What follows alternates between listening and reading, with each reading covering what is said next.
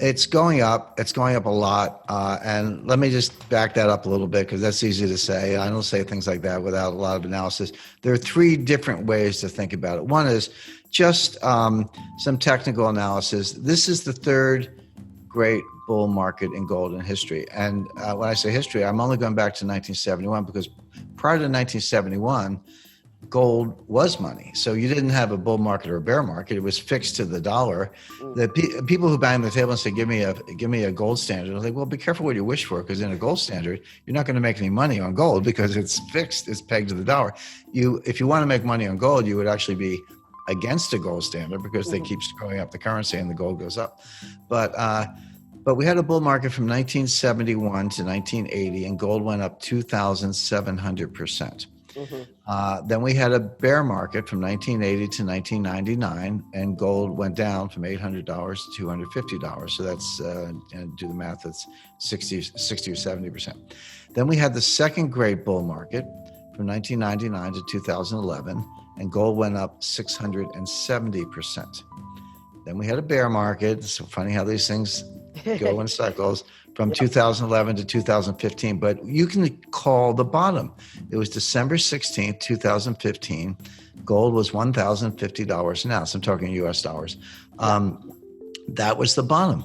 And I saw it at the time, and I called it at the time based on a conversation I had with Jim Rodgers, who's the greatest commodities trader in history. And we were down in the Dominican Republic at Casa de Campo during the bear market. And I said, Jim, what do you think about gold? He goes, well, I own it. But I'm not buying more at the moment. I'm waiting. He said, I'm not selling it, but I'm not buying more. I'm waiting. And he said to me something that just hit me right between the eyes. He said, gold is going to the moon, but no commodity goes to the moon without a 50% retracement along the way. There comes a time when it drops 50%, and then there's like the second liftoff, and then it goes to the moon. Now, take the bottom in 1999, it was $250 an ounce. The top was $1,900 an ounce in August 2011. So that's $1,750. Half of that, so 50% retracement would be down $825. So 1,900 minus $825 puts you at 1,075. Well, bingo, 1,050. That's close enough for government work, as we say. So when I saw 1,050, I talked to Jim Rodgers about this earlier. When I saw 1,050, I said, okay, there's your 50% retracement. Using 250 you have to have a base. Using 250 as your baseline, up to 1,900, take that gap, down 50%, boom, 1,075, we were 1,050. I said, that's the low. Now it's getting close to 1,900 again. I mean, actually, on an intraday basis, I think it just kind of kissed the all-time high. It was like right there. So there's the full retracement of the bear market. But this bull market, the third great bull market, started December 2015. We are up almost 90%. You go from 1,050 to 1,900. That's about 90%, 86, 87%. Yeah. But bear in mind, the last two bull markets, remember what I said, 2,700% and 670%. So 85% is great. But when you get into like 600, 700, 800%, or 2,000%, you're talking about $15,000 by 2025. So if we just did the average of the two prior bull markets, I'm not even talking about the higher of the two. Take the two bull markets, average the duration and the gain, and then apply it to December 2015. You get to the exact number is $15,000 by 2025, $15,000 an ounce by 2025. But people go, that's 4 years away. It's like 5 years away. I was like, yeah, but to get to from 2,000 to 15,000, you got to go 3,000, 4,000, 5,000, 6,000. You can make a ton of money. So that's where it's going. Now, could it go down tomorrow? Sure. I mean, the gold's volatile. I don't get too hung up on it because I'm kind of a buy and hold person. You know, I don't get too euphoric when it goes up, but I don't get depressed when it goes down. In fact, when it goes down, I like to see it go up for our listeners and our readers. But personally, I don't mind when it goes down because you can buy more at a cheaper price. Because I know it's going up. I know where it's going. So the answer is, and just a little, again, sixth grade math is usually sufficient. When you get to higher levels, a fixed dollar increase is a smaller percentage increase. So people go, oh, it went from 1,800 to 1,900. It went to 2,000, 2,100, and that's a big deal and good for all of us. But those $100 increments get to be more and more frequent and more common because they start looking like 1/2 of 1%. 1/2 of 1% is not a big deal in a market.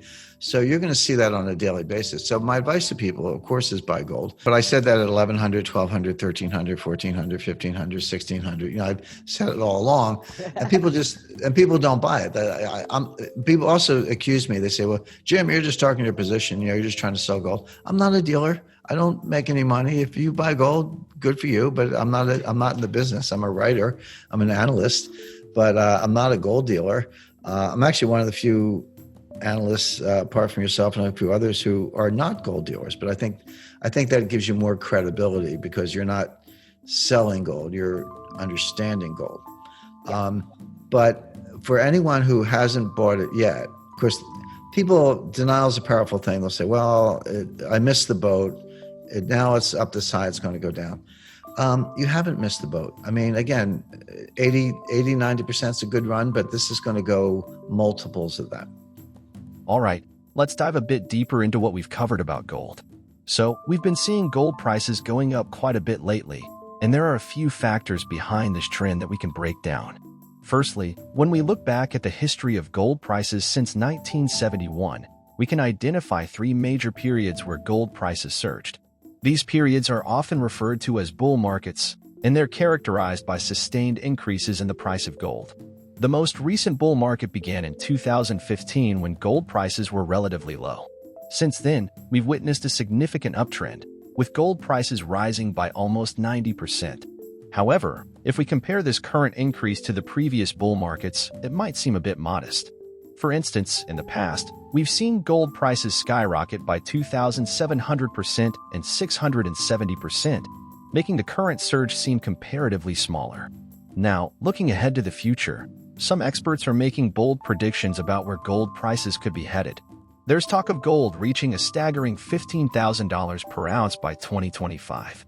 That's a substantial jump from where prices stand today. But, of course, we have to consider that the path to that price level may not be smooth sailing. Gold prices can be quite volatile, meaning they can experience significant fluctuations in the short term. Despite this volatility, many investors still view gold as a valuable asset to have in their portfolios. That's because gold has a reputation for holding its value over time, especially when other investments might be struggling. So, if you're thinking about adding gold to your investment mix, it could be worth considering for the long term. In essence, the story of gold is one of resilience and opportunity. While we can't predict exactly where gold prices will go in the future, understanding the historical trends and current market dynamics can provide valuable insights for investors looking to navigate the world of commodities trading.